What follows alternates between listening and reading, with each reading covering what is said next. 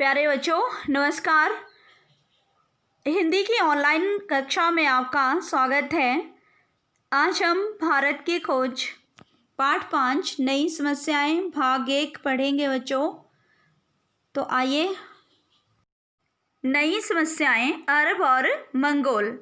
जब हर्ष उत्तर भारत में एक शक्तिशाली साम्राज्य के शासक थे और विद्वान चीनी यात्री हुआन सांग नालंदा में अध्ययन कर रहे थे, उसी समय अरब में इस्लाम अपना रूप ग्रहण कर रहा था।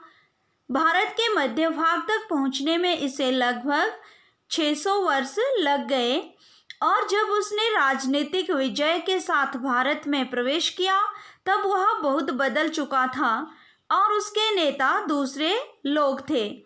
अरब वाले भारत के उत्तर पश्चिमी छोर तक पहुंचकर वहीं रुक गए। अरब सभ्यता का क्रमशः पतन हुआ और मध्य तथा पश्चिमी एशिया में तुर्की जातियां आगे आई। भारत के सीमावर्ती प्रदेश से यही तुर्क और अफगान इस्लाम को राजनीतिक शक्ति के रूप में भारत लाए। अरबों ने बड़ी आसानी से दूर दूर तक फैलकर तमाम इलाके फतह किए, पर भारत में वे तब भी और बाद में भी सिंध से आगे नहीं बढ़े। शायद भारत तब भी आक्रमणकारियों को रोकने के लिए काफ़ी मजबूत था। किसी हद तक इसका कारण अरबों के आंतरिक झगड़े भी हो सकते हैं। सिंध बगदाद की केंद्रीय सत्ता से अलग होकर एक छोटा सा स्वतंत्र राज्य हो गया। हालांकि आक्रमण नहीं हुआ, पर भारत और अरब के बीच संपर्क बढ़ने लगा। दोनों ओर से यात्रियों का आना जाना हुआ, राजदूतावासों की अदला बदली हुई।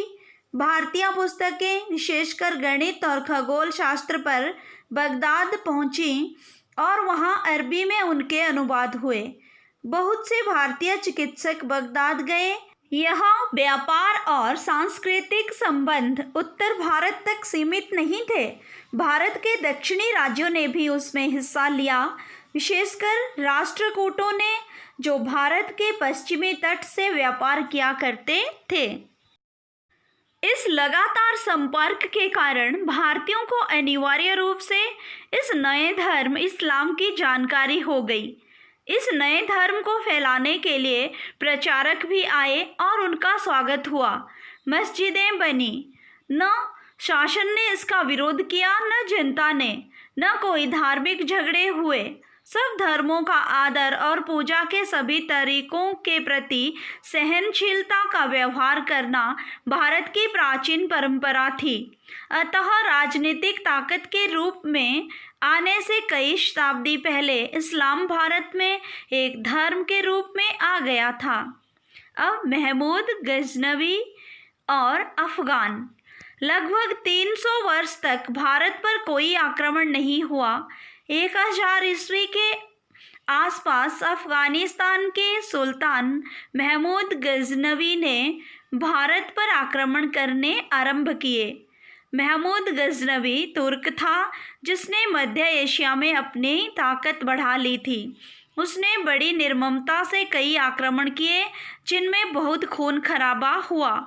हर बार महमूद अपने साथ बहुत बड़ा खजाना ले गया।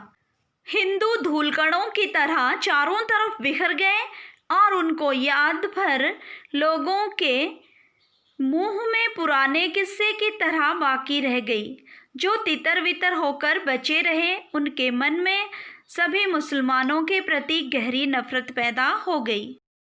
अनुमान लगाया जा सकता है कि महमूद ने कितनी तबाही की थी, पर महमूद ने उत्तरी भारत के सिर्फ एक टुकड़े को छुआ और लूटा था, जो उसके धावे के रास्ते में पड़ा था।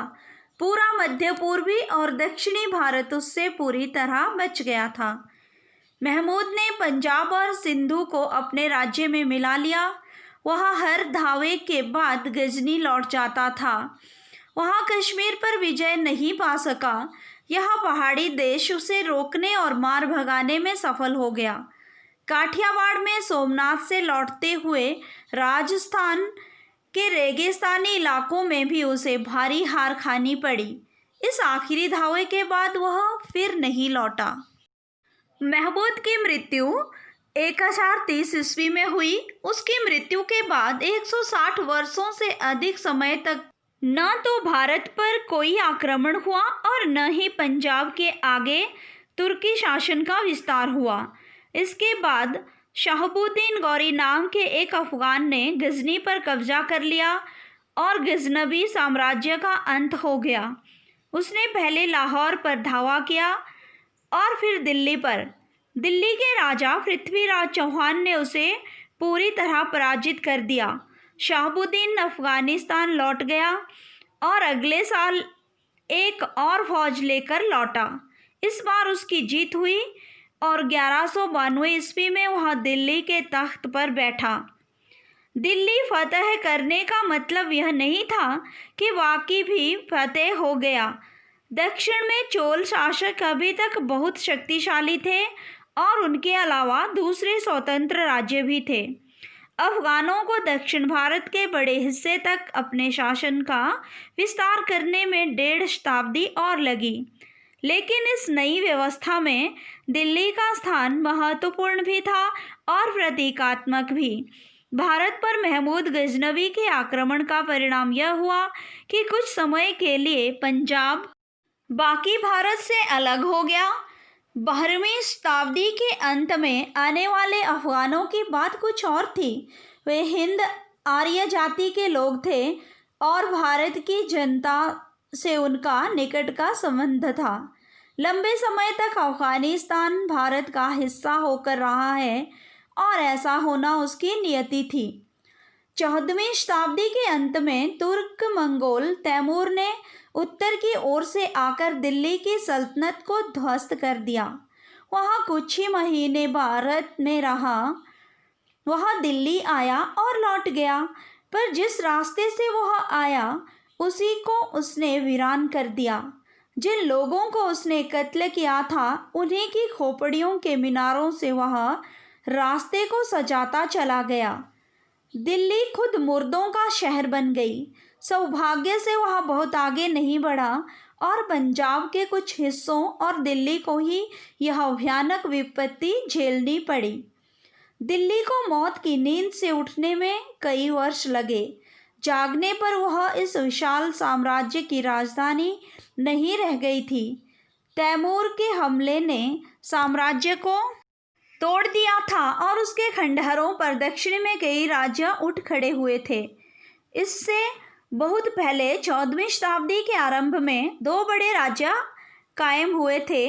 गुलबर्ग जो बहमनी राज्य के नाम से प्रसिद्ध है और विजयनगर का हिंदू राज्य। दिल्ली की तबाही के बाद उत्तरी भारत कमज़ोर पड़कर टुकड़ों में बंट गया। दक्षिण भारत की स्थिति बेहतर थी और वहाँ के राज्यों में सबसे बड़ी और शक्तिशाली रियासत विजयनगर थी। इस रियासत और नगर ने उत्तर के बहुत से हिंदू शरणार्थियों को आकर्षित किया। उपलब्ध वृत्तांतों से पता चलता है कि शहर बहुत समृद्ध और सुंदर था। जब दक्षिण में विजयनगर तरक्की कर रहा था, उस समय उत्तर की पहाड़ियों से होकर एक और हमलावर दिल्ली के पास पानीपत के प्रसिद्ध मैदान में आया।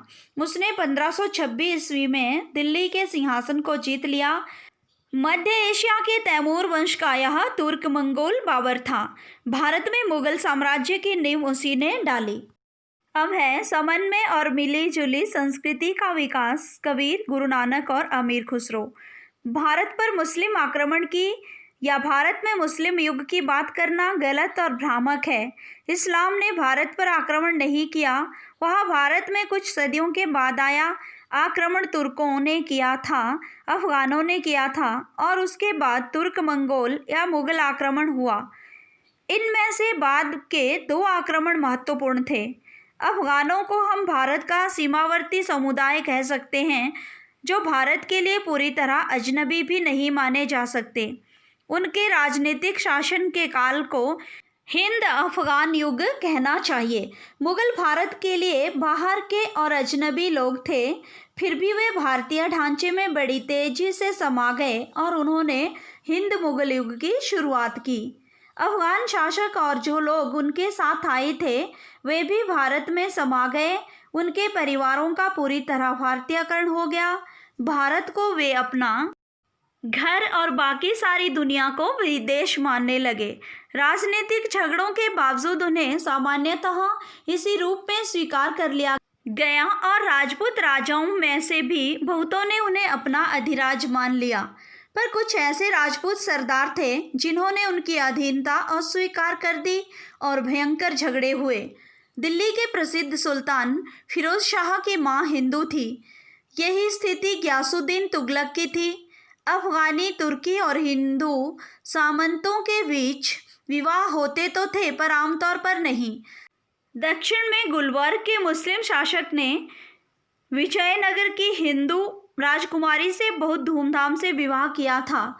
इस दौर में कुशल प्रशासन का विकास हुआ और यातायात के साधनों में विशेष रूप से सुधार हुआ।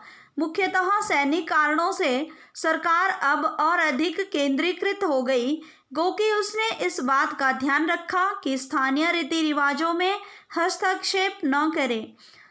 शेर शाह, जिसने मुगल काल के आरंभ में हस्तक्षेप किया था, अफगान शासकों में सबसे योग्य था। उसने ऐसी मालगुजारी व्यवस्था की नींव डाली जिसका आगे चलकर अकबर ने विकास किया। अकबर के प्रसिद्ध राजस्व मंत्री टोडरमल की नियुक्ति पहले शेरशाह ने ही की थी। हिंदुओं की क्षमता का अफगान शासक अधिकाधिक उपयोग करते गए।